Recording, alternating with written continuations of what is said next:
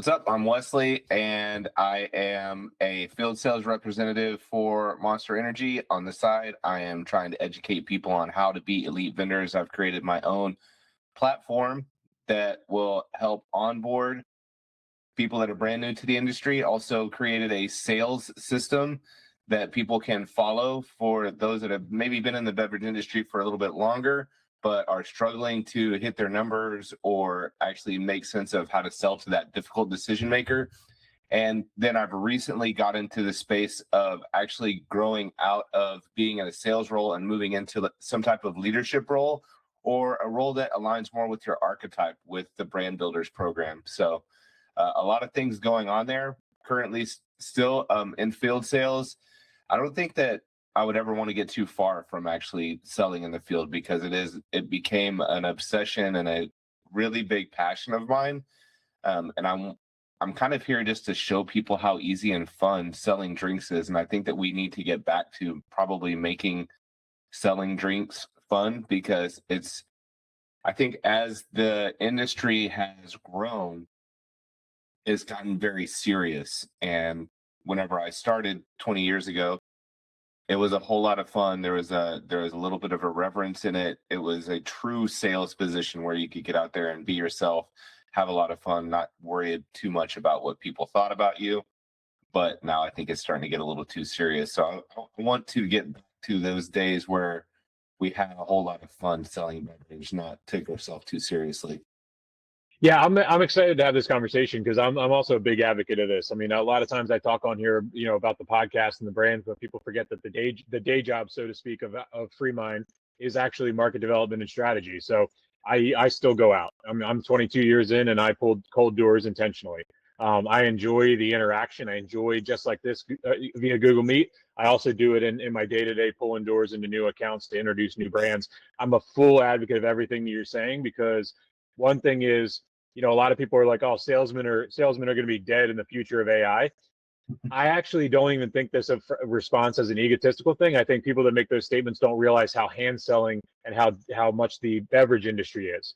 Now, I know that from other industries where you can do telesell, you can sell remotely, and at a certain scale in the alcohol industry and the beverage industry as a whole, you can sell telesell. But for startup brands, medium-sized brands, brands that are still getting their story out there, Wes, exactly what you just said it is face-to-face.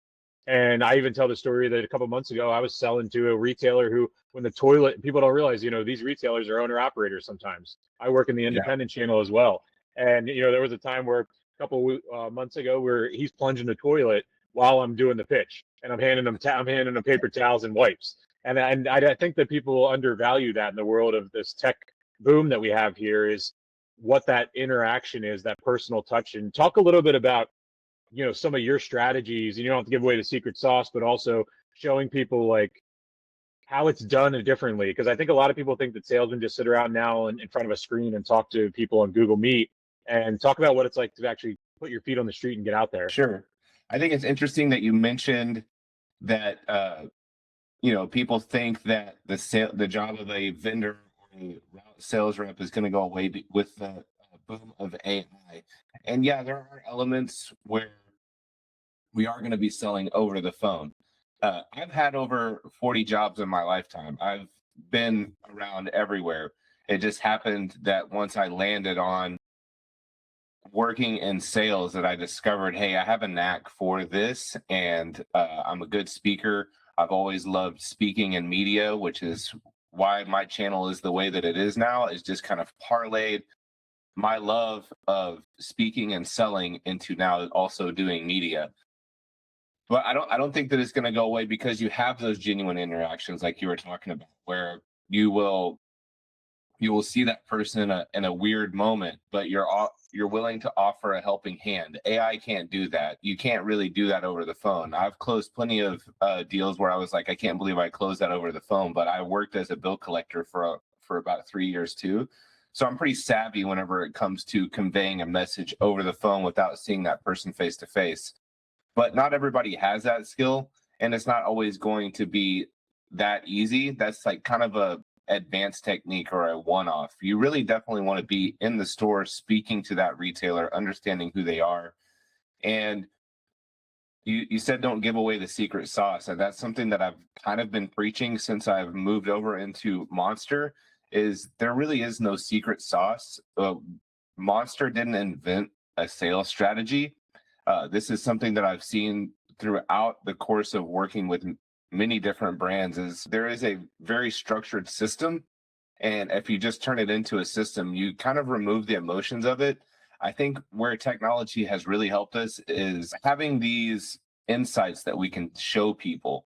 So that kind of removes the emotion or the relationship part of the selling. I mean, you still have to be a personable person. One thing that I do say is your relationship is going to get you a seat at the table, is they have to like you to even want to begin a conversation with you.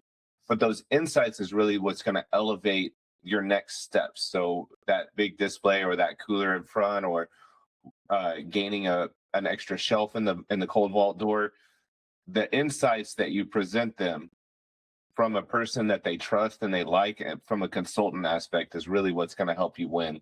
But I would say that is just get better at speaking to the insights, and lean less on, does this person like me or not? I mean, I'm sure you've heard it, and the longer you're in this industry, if you haven't been in here for, you haven't been doing it for a while, I have a number of store managers or decision makers that tell me, oh, I don't drink that stuff. And one thing that I love to say to them is, hey, you don't have to drink it to make a whole lot of money off of it. Your customers are telling you that they want it. Your consumer wants it. They're telling us what the next move is to make. And so whenever we purchase this data, or if you work with a company that purchases data, you have that. And if you don't, you talked about emerging brands. If you don't, just make sure that you're taking good inventory, because that sell-through data, as long as you're taking good inventory, you can get a good estimate of what your run rate is. Now, I do break down how to do that part of it as well in my program, but it really is just that easy. Have a process that makes sense to you or your entire team of how you document your inventory, how you document your sell-through, and then that way you have a compelling story at store level to show that person. How, like, I haven't been able to talk to anybody else that's on the street this much, but are you in the independent and the chain, or are you in both, all channels as far as right now? Right now, I'm a field sales rep, which means I primarily focus on large format. Mhm. Um, I work in San Antonio, which is very, I wouldn't say they're independent heavy, but they are co-op heavy, which means that we have a lot of, they might as well be independents. They do work within parameters of their co-ops, but essentially they can do whatever they want. And you can't pay for that data. You have to make sure that you have good, that you're taking good inventory, and that you're documenting every sales call in that regard efficiently. So yeah, I work in large format now, and even I work with a regional here, HEB, Mhm. and they don't let you pay for data either. So, I have to make sure that I'm looking back at the sales history, making sure that my depletions are accurate before I go pitch anything too crazy. I think a lot of people think that selling in a display is going in and selling in this larger than life or big theatrical display all the time. That may not be the case, because you may not have the SKU that warrants that on programming. So what I always do is sell the size of the SKU, or sell the size of that brand. So if I have, and I have it happen to me, even though Monster is a larger brand and we sell a whole lot, there are certain SKUs that don't necessarily warrant that big thematic display. And what I will never do is sell somebody something that I have to go back and pick up later, or that I can't forecast with like a good feeling. So if I oversell somebody and then we're just sitting on that product, it makes me, number one, look like I don't know what I'm doing, and I haven't been a good consultant to them. But on the other hand, there's a lot of SKUs. If you just patiently sit back, take the ones that you can get that make sense for the size of the depletions that you're doing, and then for those bigger packages that we know are going to sell, then I go crazy on those, because I have no worry that those are going to sell. But you have to be confident, and you can only do that by making sure that you're taking good inventory. But yeah, I don't work with too many independents now, but I have worked with them a lot in the past. I spent some time in Tulsa, Oklahoma too, where it was like, if you weren't a Quick Trip or a Circle K, then you were independent, and that was really cool. It taught me a lot about working with regional chains, how to see depletions like through our um I guess through our system, through our inventory management system. And that's what really got me heavy on teaching my guys, hey, make sure you're taking good inventory, because I do use these numbers when I go back and try to sell in programming or help these guys see, where our wins and losses are. It's interesting you brought up about the data, because it's we're currently conducting one across Pennsylvania for independents, the category wide, just because I'm interested in what the demand is for. We're lobbying for HB 2309 in Pennsylvania for hemp beverages to be sold in alcohol establishments. And so we're trying to survey statewide in all the different categories of channel of sale to find out the demand of how many are aware of the bill, from a lobbying aspect, but also then how many would purchase a license when the license has become available if the bill passes. And what I found in this process is the light bulb kind of came off over me. They're like, yeah, we have Nielsen, we have IRI, we have all these chain activated data sets that we can look at, but really there's nobody collecting independent operator data. And that I'm aware of, you know what I mean, to the detail of also that I'm aware of, because sometimes you see independent, but they're only counting like, still chains and stuff like that. But I'm talking Jack's Tavern and Jim's Package Store and stuff like that. Yeah, that's interesting. Now that's one channel that I hardly ever work at, is in the on-premise. I do go out, but my on-premise for the brand that I'm working with now is a little bit different than yours. So for me, on-premise is like Academy, Home Depot, Health and Hospital, Collegiate.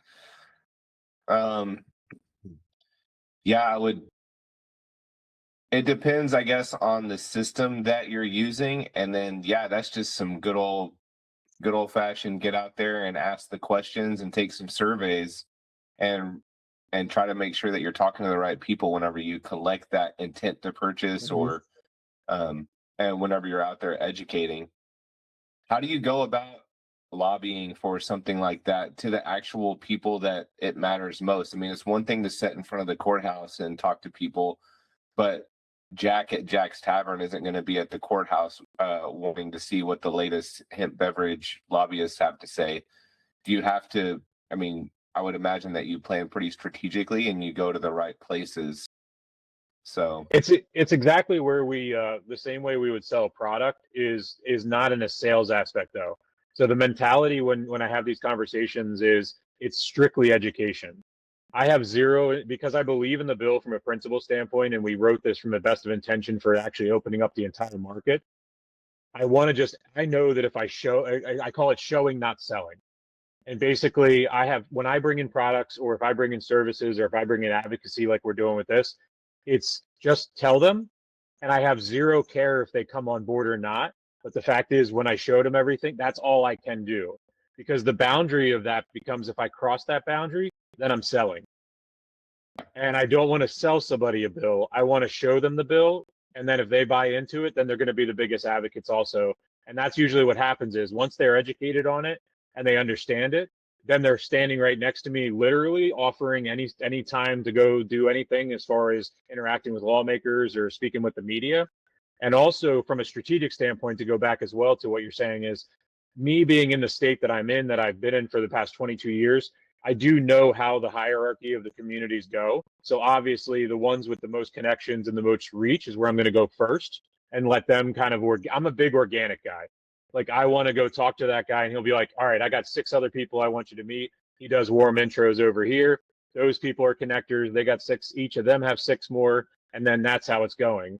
And at the same time, what I do is I run the technology side of things, where I have a organic newsletter that goes out on a bi-weekly basis. And then I'm hammering those out as one-on-one emails, not as a general mass newsletter.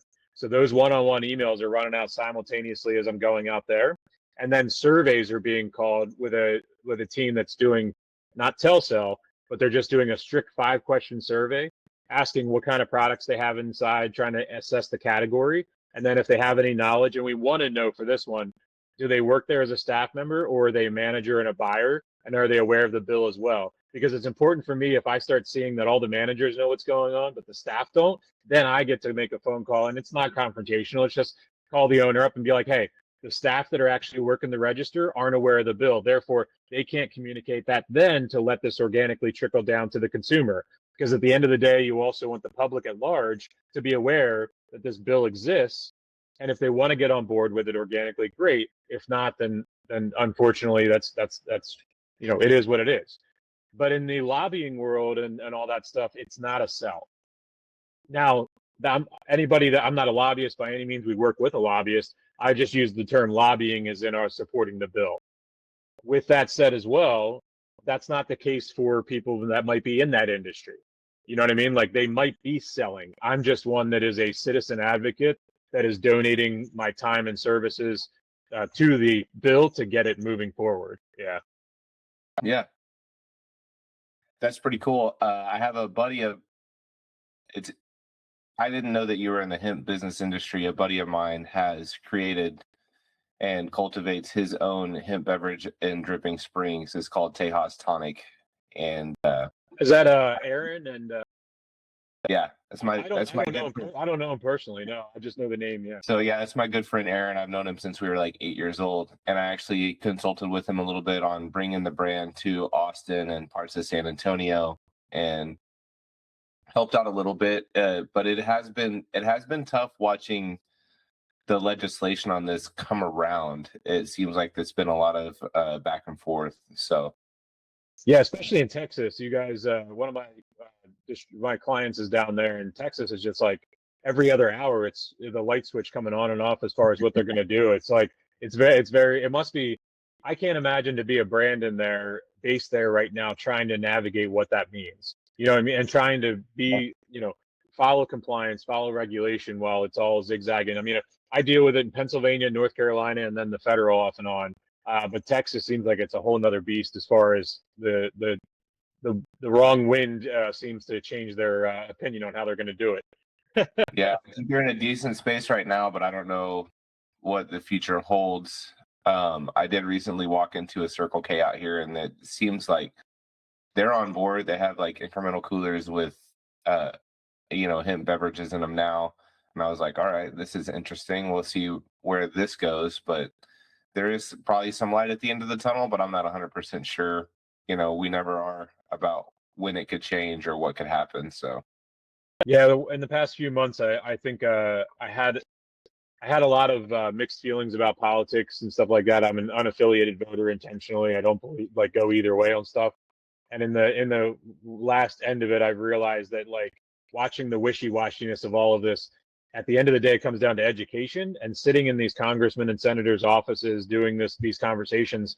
I realized that how much stuff goes through and laws become reality when they don't really have a whole lot of education about what it is they're passing. So going back to what we were talking about earlier and exactly what you're talking about with educating field sales reps and helping people go through, let's go back to like the past 20 years in sales and things like that. At the end of the day, everybody wants to think you can just come right in and do this, but really education is the foundation of the actual sale.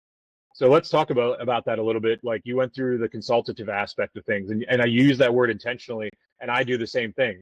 We're not sales reps. We're consultants, or we're consultative sales reps. Because at the end of the day, if we're not educating people on the category as a whole, or that trend, or the data points, there's no sale that's actually going to happen because they're not going to be passionate about the product that's on the shelf. Thus, your rate of sale is going to be zero, and you're going to have 800 points of distribution with a pat on the back. But then 6 months later, you're scrambling to figure out where to go. Yeah, you're picking up out of dates. I'm while you're asking that question, I was thinking I had a conversation with my son. He's 16 years old, and he just got his first job in fast food, and he's thinking about the future and where he's going to go. And he's like, so whenever I get out of high school, I do a couple of years of college, and then I can already see the gears turning. He wants to go into beverage. He wants to sell. He thinks what I do is cool. And he's like, so is that how it works? Like if I get my associates, do you think that will put me in a good role within, a beverage company? And I said, well, I mean, yes and no. It definitely helps.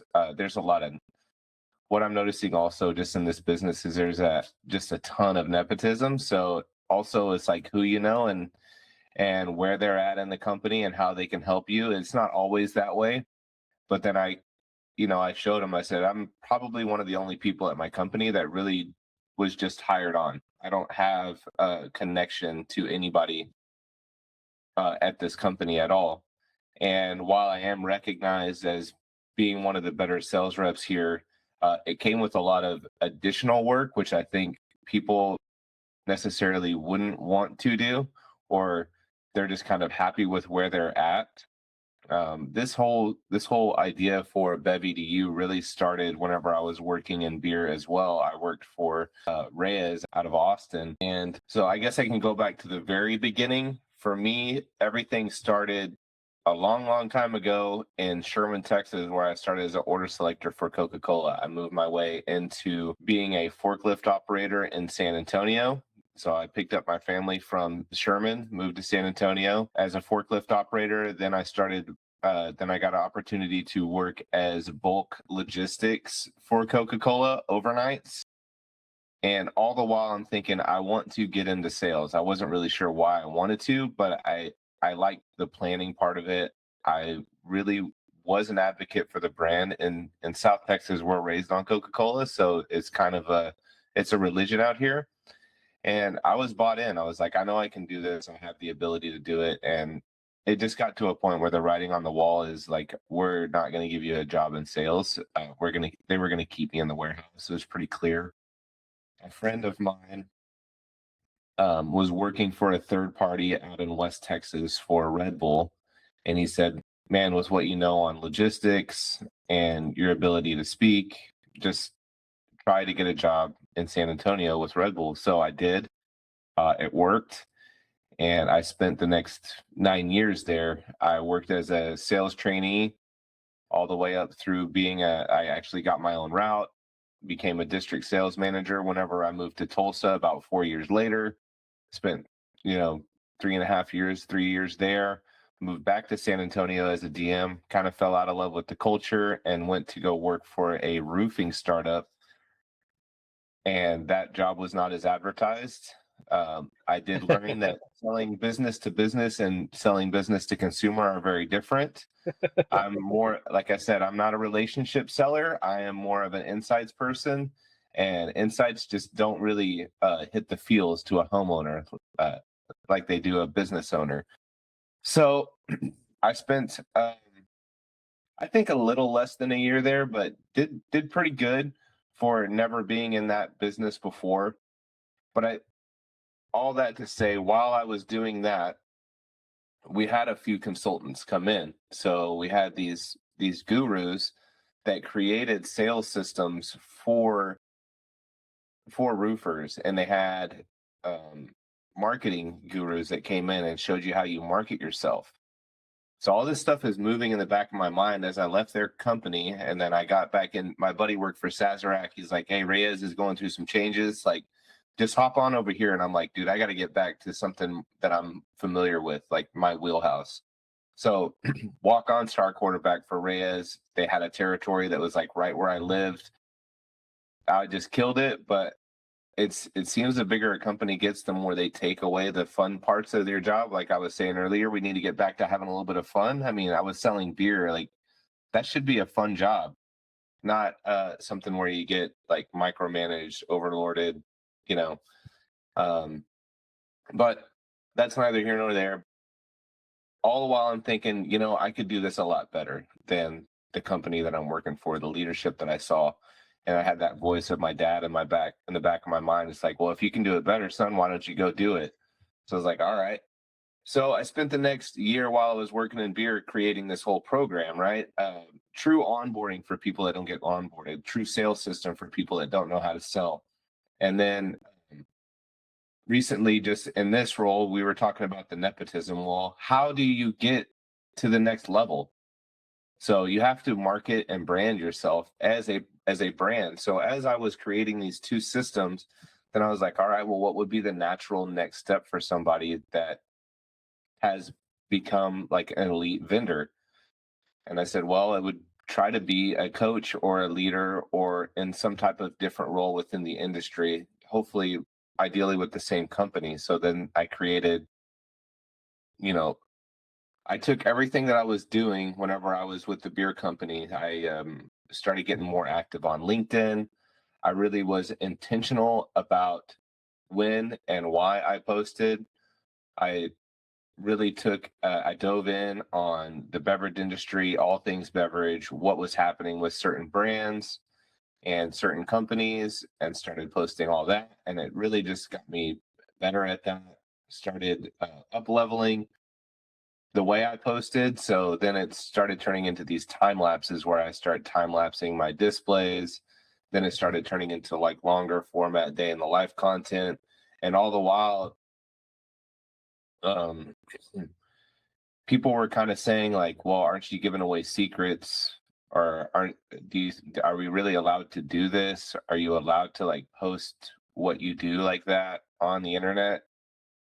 By then I had, left. I had got my job. I got my role with Monster, and I was doing all this stuff for them. And I just saw like kind of a scared mindset or a scarcity mindset in people whenever I was telling them, "Hey, this is what I want to do. Like, I want to coach people how to sell. I want to coach people how to develop their career. I want to show them how to build their own personal brand." And they're like, "Can we really do that? Aren't we giving away stuff?" I'm like, I don't know if it's I don't know if it's insider trading. I don't know if I'm giving. I'm not giving away trade secrets. All my stuff is. I've gone through the process of actually copywriting all my stuff, so I know that I'm okay. But it was kind of strange to me that nobody had this thought before, because nobody's really built like a. I've seen one other person recently since I've started doing this that's actually taken the time to want to consult smaller distribution and sales teams within the beverage space.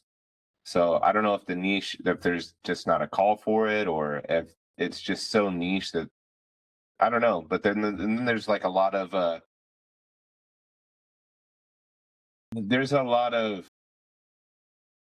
like secretism, or I guess there's a scarcity mindset in some leaders where they're like, I just want to keep this because I don't want somebody to take what I have.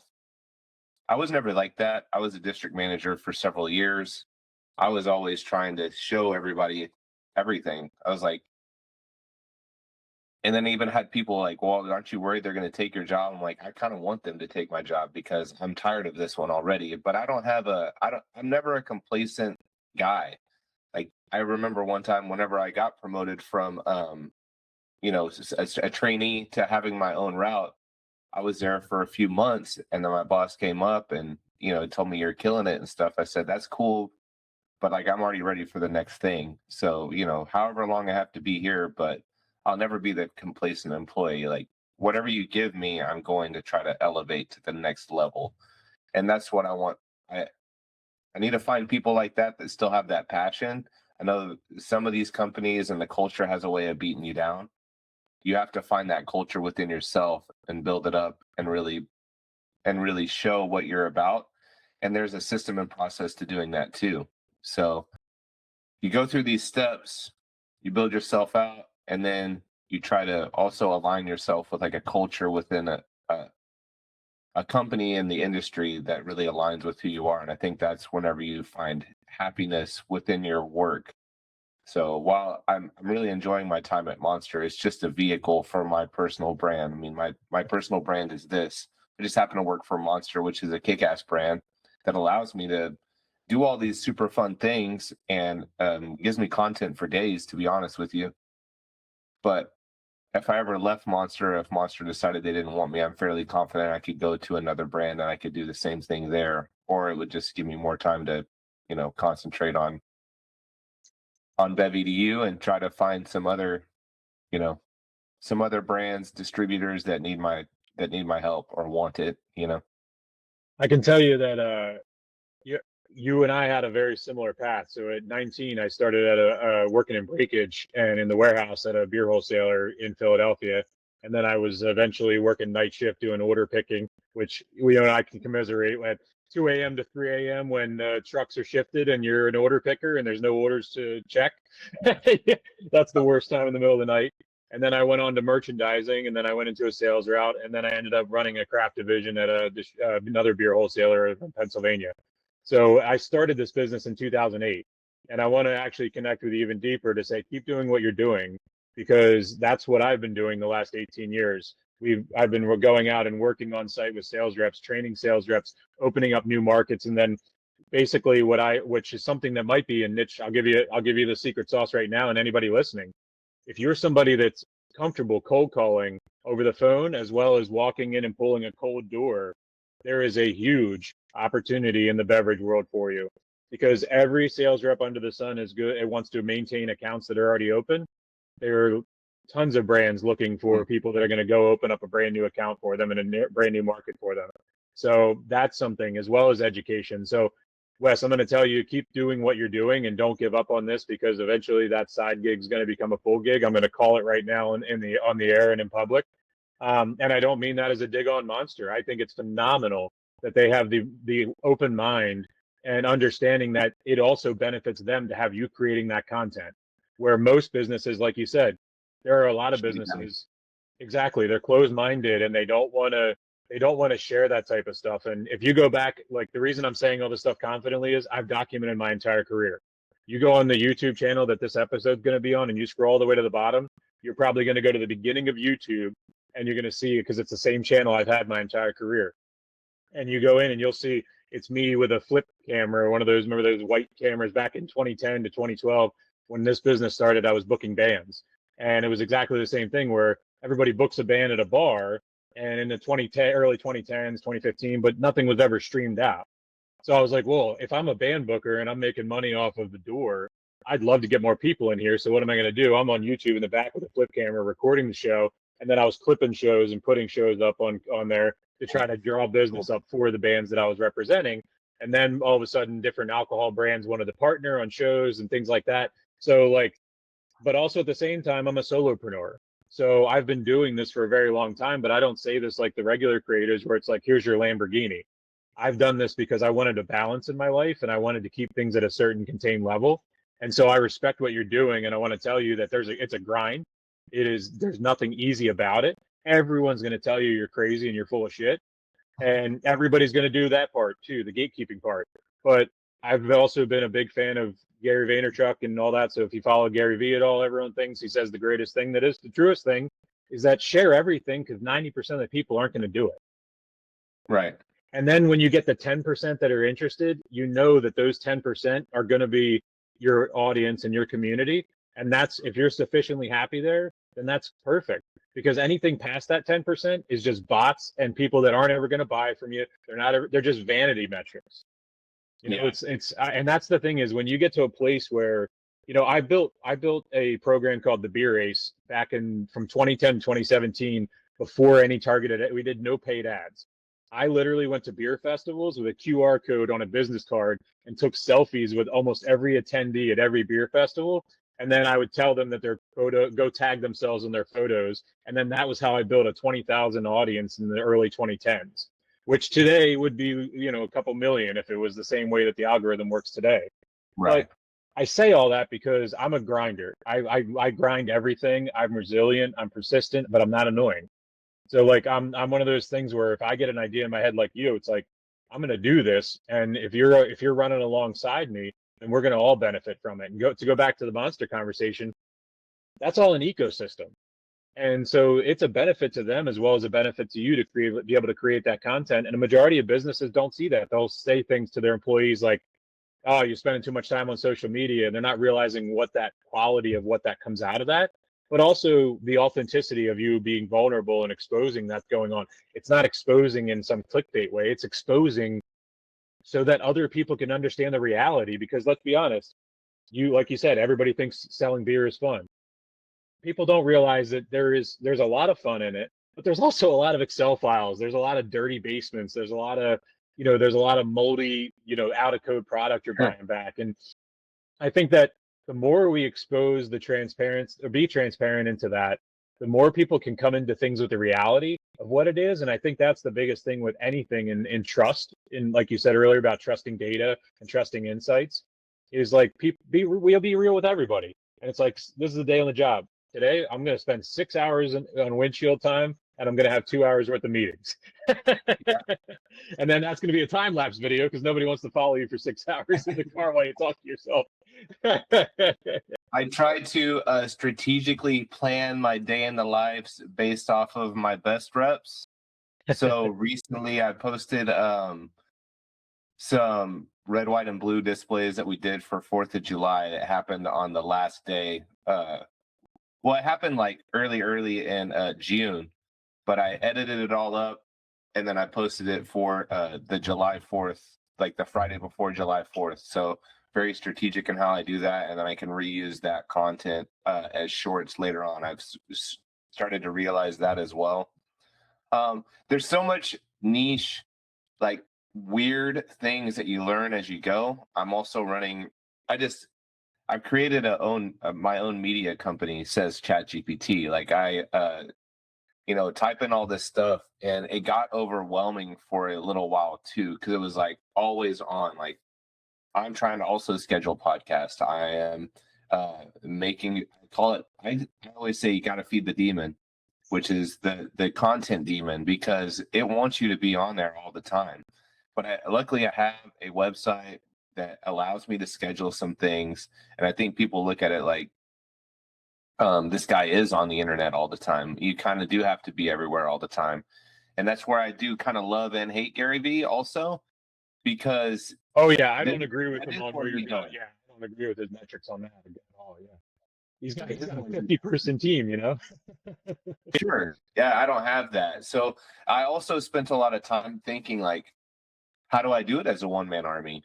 And I just recently started to figure that out. I spent the last 3 years building like crazy, and now I have all of this content and this information, and then I've gotten really good at chopping up shorts now too. I've gotten my own style, and this is something that I share on my YouTube channel as well. If you want to know how I chop up my shorts, I have a very small. I have a like an 18-minute video where I literally do a walkthrough of how I do it. And this was like the early days where I wasn't paying for anything, so I showed you all the little workarounds that I use on CapCut, and I do it all from my phone, just sitting right here at this desk. But man, you just learn so many different things whenever you are trying to start marketing yourself, or whenever you go out. This is kind of uncharted waters. I mean, now the more people I talk to, I see this in them. Like, you're now the person. I didn't realize you've been doing it for this long as far as trying to be a consultant in this industry. It's one thing to be a consultant for a company and to a retailer, but it's also another thing entirely to try to find customers that need you and are willing to admit that they need your help. Yes, that's the biggest rejection in everything. A lot of people talk about business to business sales as far as retail goes, but it is a very arduous process sometimes to get to getting those clients. And sometimes it's really, Wes, it's sometimes out of the control of the intent. You know what I mean? You know what I mean? Like sometimes it's like trying to make the financial piece work. Yeah. Where both people want to work together, but you got to make it work and you got to pay your bills because you're a solopreneur, and you have to, like, that's the hard part is when your services sometimes are skewed a little differently than a large agency. So trying to compete with that comes down to the wire too. I feel like people would pay. I don't know if companies like small to mid-sized distributors, would they have the budget for a large company.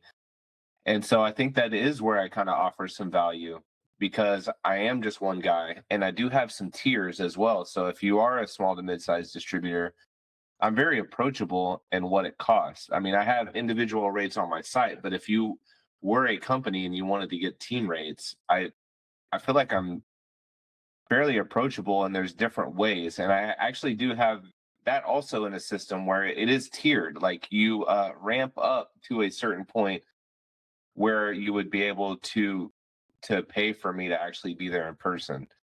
We do live in a day and age where you can get a lot done online. So you can do that, and then we can have virtual calls like we're having right now, where we can go through all of these systems as well. It doesn't have to be a boring call that lasts for a really long time. And me as a rep, I'm like, yeah, that's what we need, another sales call. But um, yeah, there's ways to work with the customer, and that's definitely what I'm trying to do. I'm just trying to find that one person that's like, yeah, we're doing good, but we need to scale. And to scale, you have to have a system. And to have a system, it's one thing to create a system, but can you coach and teach somebody a system? And so that's kind of where I'm at. It's like if you don't have the time or bandwidth as a company to do that, but you know you need onboarding, you need to coach your guys to sell better. And then there's like a tiny little spot where you have that 5% or 1% of employees where you're like, this guy needs to go to the next level, but I also don't have the time to coach, give him the career development coaching that he needs, because we get caught up in the day to day. As managers, you're going to get caught up in the day to day. You can't, and that's something that I talk about in brand builders is like, how many times does it happen where you went to your boss, they know that you're the next right candidate, and you're like, okay, I'm ready for the next step. What do I need to do? And then they sit down with you one day and they break it all out and say, this is our career development program for this company. If you do this, this, and this, then you'll be recognized and ready for the next step. And you're like, okay, cool. How long does this last? It might be like a 2 to 3 month program.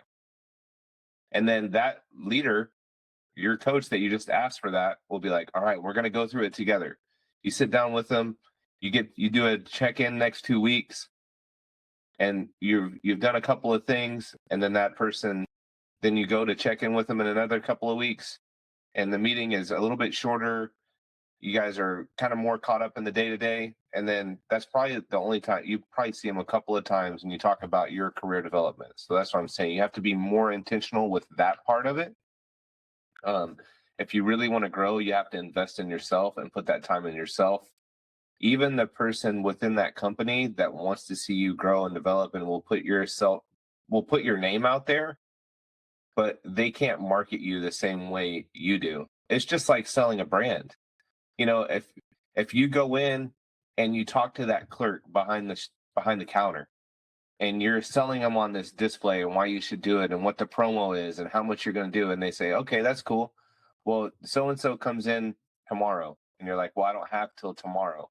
So you do your best in selling it to that clerk that's going to later talk to the decision maker, but you know they're not going to sell it as well as you do.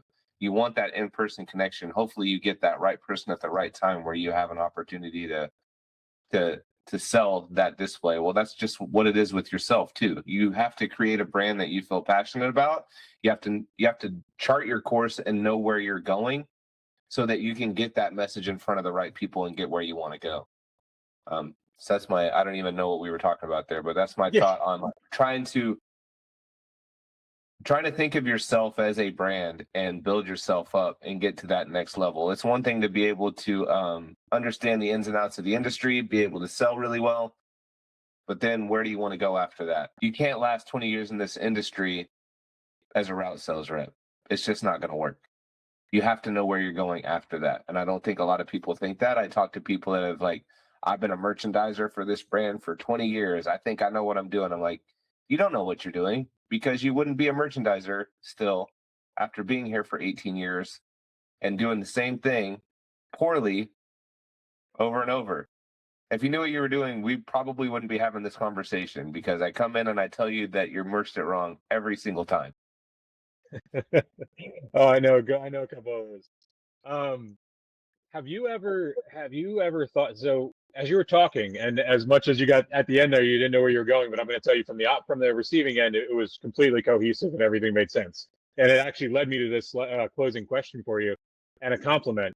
Your cadence, have you ever thought about creating those online courses to scale what you're trying to do, where it wasn't a manual process or anything like that? Your cadence is like spot on, yeah. Which It's funny. obviously I can tell you're seasoned sales rep, yeah. My well, my very first job was in broadcasting. From a very early age, I knew that I wanted to be in radio. Radio died, unfortunately, but we have this cool thing called YouTube. We have podcasts now. So whereas like the traditional format of broadcasting is kind of going the way of the buffalo, now everybody has this platform where they can do it. That's why I do agree with Gary Vee. Everybody does have a platform. If you want to do this, you have a way to do it. Yes, I have created. I mean, all these courses are created. I started in 2023 creating. I got everything copywritten as far as the foundational knowledge and sales system in 2024. Everything is up at bevedu.co. You can, as an individual, you can purchase one, or you can purchase the whole bundle as far as the foundational knowledge, the sales system, and brand builders. And yeah, man, I can't even begin to tell you what it took to actually put everything together. A lot of long nights, a lot of development in my equipment. You can tell from my very first video. So if you purchase, or if you go in and you take the course of the foundational knowledge and the sales system, and then you switch over, you almost get the bins whenever you start going into the brand builders part, because my abilities in editing and recording and developing scripts and the way I went about the brand builders part was way different than the first two. The first two are very traditional corporate training videos on how to do stuff, which at some point, whenever I get the freedom, I might go back and, if I get the freedom and the team, then I might go back and redo the videos to make them a little bit more exciting. But the idea is that all the information is there. So yeah, this comes with 20 years of experience in this industry and a passion for coaching and developing talent, and putting some excitement back into that person. I think a lot of people will spend time overcomplicating it in a way that kind of pushes the front line away. We don't need to be doing that. We need to make sure that we simplify everything for the front line, show them how easy and fun this is. And then once they get the basics down, then we start lifting them up. I was like, oh, you're good at that? You've done really good at that. Check this technique out. And that's where I get into the idea of advanced techniques. Get the basics down, get really good at that. Once that gets boring, I'll show you a little more. And that's what we should be doing. And having a lot of fun along the way. And it doesn't always have to be a big grand gesture. We're having UFC is coming up soon, and I just took it upon myself. There's a local bar here in my small town, rural town of San Antonio. And I just sent a message out to all my Monster team in Austin, Waco. Come on down. We're going to watch some UFC. This guy is it's a small business. He gave us the run of the place. Doesn't cost us anything. We're Monster. So of course he's like super excited, like to have us there. Opportunity to convert an account that's not a Coke account into a Coke account. It's that kind of stuff, thinking outside the box, that gets you recognized. And it doesn't cost you anything. So you just start seeing there's different ways to grow a brand, grow the culture. And yeah, I don't know. It's a weird passion that I've become like low key obsessed. I don't know if it's a dysfunction that I have, but it seems like whenever I get into something and it starts clicking, I like low key become obsessed with it, whether it's creating a course, whether it's coaching, whether it's selling drinks, just whatever. I've become kind of engulfed in all of it. Dude, that's awesome, man. I'm really glad we finally got to talk and stuff like that. I'm looking forward to some more conversations with you and picking your brain on a few things, as well as anything I can do to help you as well, man. It's it was this is much more in as far as how much our lives aligned over the past 20 years. It's pretty wild. So I just got to admit that also, that that's the joy of doing this show without any prep, is that I get to learn a lot of these things, and it's exciting. You know, I got to meet somebody else who is in this, and to you, kudos for the work you put in. While you were talking, I did hop on your website and looked at the courses and stuff like that. Beautiful website, very user friendly as far as that goes, and just like kudos on the work you've done, because this isn't your full focus. You know what I mean? You do have a job you're doing during the day while you're doing this, and the quality of what you're putting out is phenomenal. So keep doing what you're doing, man. I really appreciate it. Well, thanks, man. It's like I said, it's that obsession that I have, and it's user friendly intentionally. It wasn't always like that. I just revamped that website Oh, nice. because I didn't want any questions. I wanted it to be almost like Apple-esque, where you're just like, you immediately go and you're like, I want this, and you can get it, and you don't have to menu dive. You don't have to go through a whole bunch of crazy stuff. Quarterly, I'll be doing like some webinars that lower the price. I don't know when my next one is. And then I'm also going to have a new offer, which is like a one-pager on how to build your brand that be even more approachable. But as it stands now, I feel like I'm giving each course for basically the price of an ebook. So I don't know why anybody wouldn't want to take that time to invest in themselves and get better. If you've asked for coaching and you're not getting the coaching that you need, and you know that you have more to give, like, bro, just spend the $60 and go take a course, get better at selling, get better at managing your route, planning, you know, and then take the time to build yourself up and move away from that person that's not going to give you what you deserve. That's it. I mean, it's that simple. You can go very far in this industry. It will take a little bit of work. If you don't want to put in the work, then that's fine. Just be happy with, in the role that there's a place for people like that too. But if you want more, bro, you have the guy that's going to tell you everything right now. I will show you everything that I did over the past 20 years, and hopefully you'll get there in like 5 years. That's the goal of this, is like, I want you to get there faster than me. Took me a long time to figure it out, but everything is in there step by step. You don't even have to feel emotional about it or anything. Just go do it. Absolutely perfect. Well, hey, Wes, we're going to wind down here, and I want to thank you for coming on today, and thank you for taking the time. I really appreciate it, because I want to remind everybody in the audience watching and listening, there is no script, there is no agenda. Wes and I have never met. We've never had a drink together at a bar. We've never shared coffee together, and it's the power of the human connection. And I want everybody to understand that it is this easy to make friends. You have more in common with people than you expect every single day. And Wes, for you to have the cojones to come on without any questions, there are plenty of people that say, yeah, can we have a meeting prior? Can we have some questions to get ready for? And it's like, no, there's no script intentionally, because I want this to be authentic. I want this to be organic. And that's exactly what we were able to do today. So thank you, man, for having the courage to come on. I really appreciate it. Thanks for having me, Nate.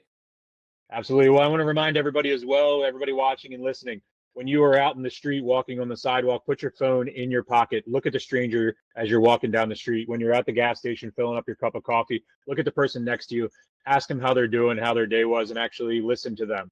All right. The challenge to everybody is 5 minutes of kindness to a stranger every week, 20 minutes a month. We talk about ROIs. We talk about drinks in here, and it's all fun and games. But at the same time, it's important that no matter how good your life is, show kindness to a stranger. 5 minutes a week, 20 minutes a month. Awesome ROI that we can put out into the world. So thank you, everybody, for watching and listening. And Wes, thank you for coming on today, man. It was awesome to meet you. Same, man. Thank you. Awesome. You take care, Wes. Have a good rest of your day, buddy. Good luck on the route today. Thanks. Take care.